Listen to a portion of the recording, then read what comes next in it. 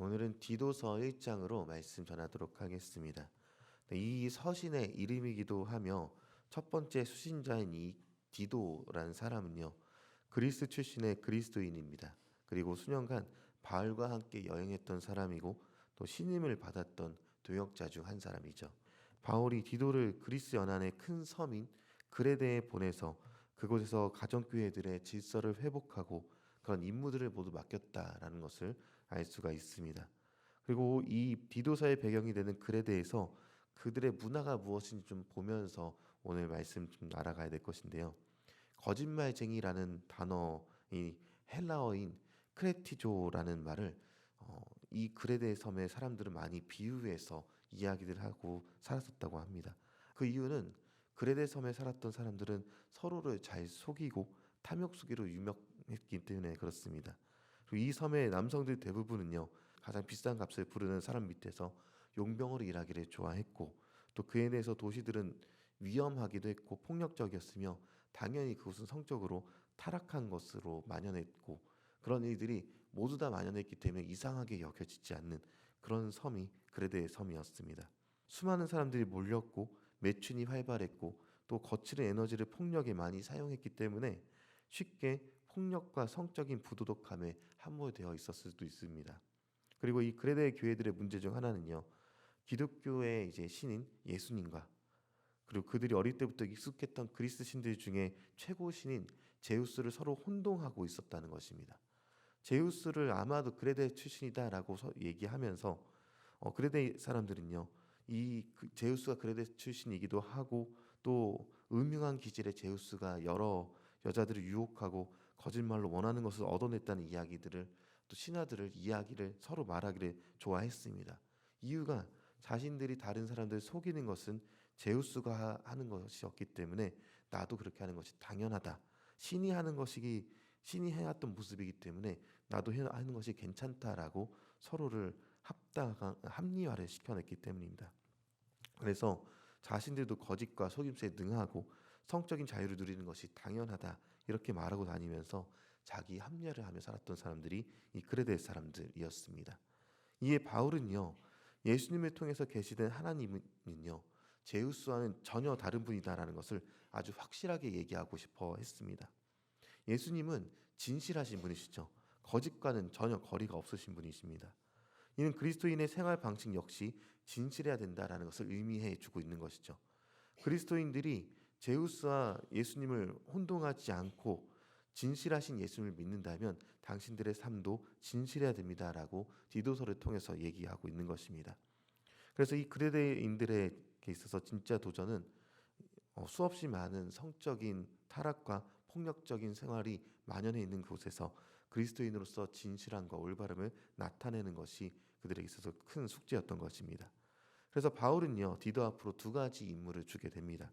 첫 번째는 각 교회 공동체에 장로라고 부르는 새 지도자들을 임명하는 일로서 그레데 문화와는 전혀 다른 방식으로 살아가는 거룩하고 성숙한 남편과 아버지로 구성된 팀을 만드는 것이었습니다.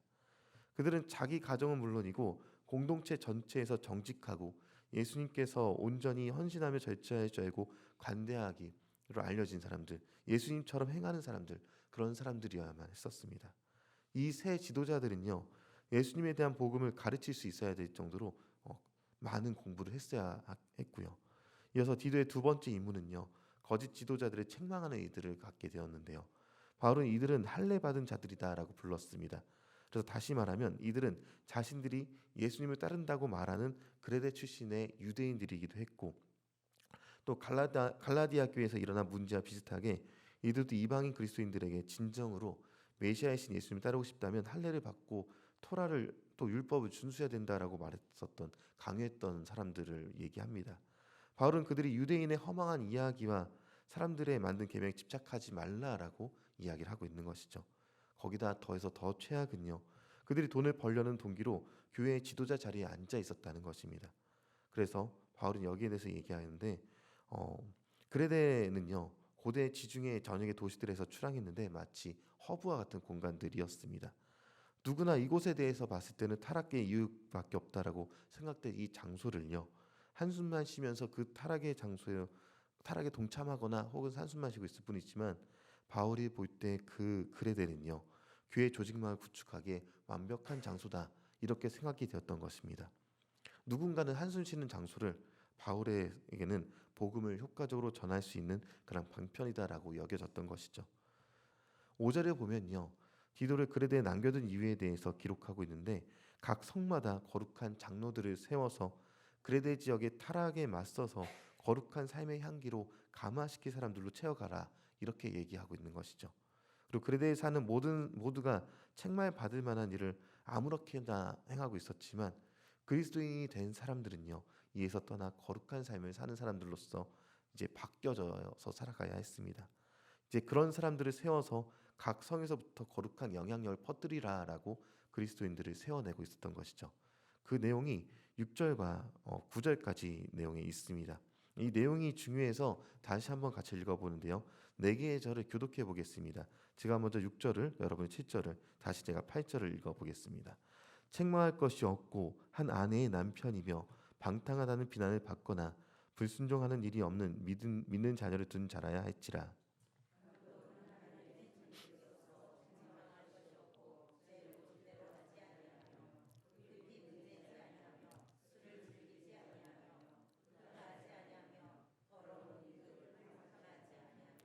오직 나그네를 대접하며 선행을 좋아하며 신중하며 의로우며 거룩하며 절제하며.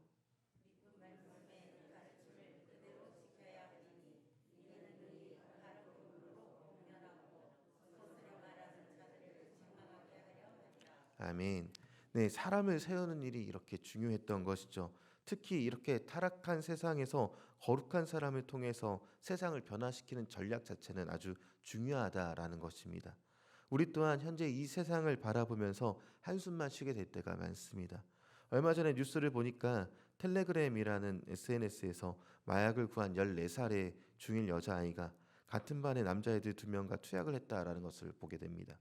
그 기사에 달린 댓글들도 보면요, 이 이외에도 많은 아이들이 마약과 성에 노출되어 있었다라는 것을 계속해서 달리게 되는 것을 보게 되죠.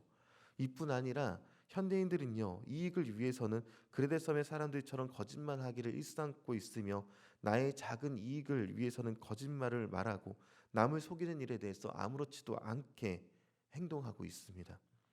보험 사기가 가득하고 잘못된 방법을 통한 이익을 얻는 것을 공유하고 있으며 누구나 그렇게 살아간다고 위안 삼기도 합니다. 그리고 우리 그리스도인들은요, 이 일에 대해서 책망하고 세상의 말세라고 한숨쉬며 한탄하기만 할 뿐다라고 돌아가고 있는 것이죠. 그러할 때 오늘 디도서는요, 매우 중요한 방법 한 가지를 제시해 준 것입니다. 거룩한 사람들이 각 성에 배치되었던 것처럼 저와 여러분 거룩한 그리스도인들이 각 가정과 일터와 모든 곳에 배치되어져 가는 것입니다. 누구나 이득을 위해서 거짓으로 살아가는 곳에서 손해를 감수하고서라도 거룩한 삶을 살아낼 사람들이 바로 우리가 되어서 각 곳곳마다 배치가 되어야 된다는 것이죠. 그리고 그것은 메시아이신 예수님을 통해서 지금 시작될 수 있는 새 피조물의 삶이 바로 이것이다라고 세상에 알려줘야 하는 것입니다. 또 이 소망은요, 거짓 없으신 하나님께서 오래전에 약속하신 일들인 것이죠. 그레데에서 섬기던 제우스는요, 거짓에 능한 신이지만 우리 하나님은 거짓이 없으신 정직하고 거룩하신 분이십니다. 그리고 그분의 백성된 우리가 하나님의 법대로 이 세상에서 정직과 거룩으로 오늘을 살아가야 될 것입니다. 살아계신 하나님과 동행하면서 이 세상에서 빛과 소금의 역할을 감당하는 저 여러분이 되길 소망합니다.